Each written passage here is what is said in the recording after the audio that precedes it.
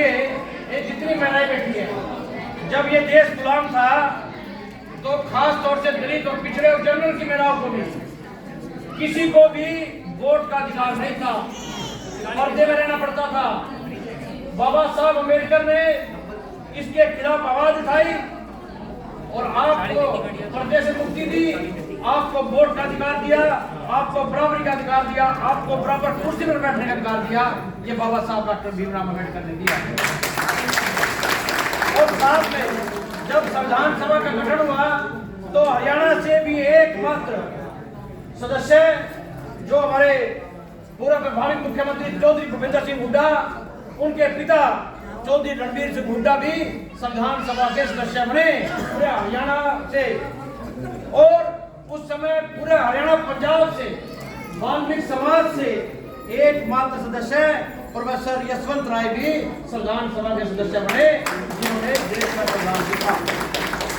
ये जो कानून है ना, जो आप देखते हो कि थाने में जाओ, दरखास्त लिखवाओ, शिकायतें करते हैं, ये सब अधिकार कि हमारे को क्या अधिकार है, जमीन का अधिकार, जमीन खरीदने का अधिकार। पहले तो हम जमीन भी नहीं खरीद सकते थे, हम अच्छे कपड़े नहीं डाल सकते थे, लेकिन बाबा साहब डॉक्टर भीमराव अम्बेडकर ने ये तमाम अधिकार लिखकर कानून बनाकर हमें दिए। और पंडित जवाहरलाल नेहरू ने, जिनके बाबा साहब थे वैचारिक मतभेद थे, लेकिन पंडित जवाहरलाल नेहरू ने उनकी काबिलियत को जानते हुए देश का पहला कानून मंत्री बाबा साहब डॉक्टर भीमराव अम्बेडकर को बनाने का काम किया। यह उनकी काबिलियत थी।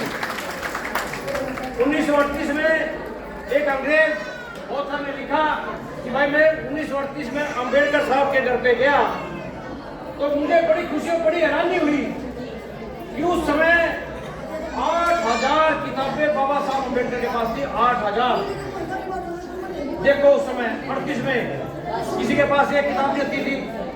बाद में जब 1956 में 1956 में बाबा साहब की मृत्यु हुई तो वो अंग्रेज लेकर फिर गया और उसने लाइब्रेरी का दौरा किया।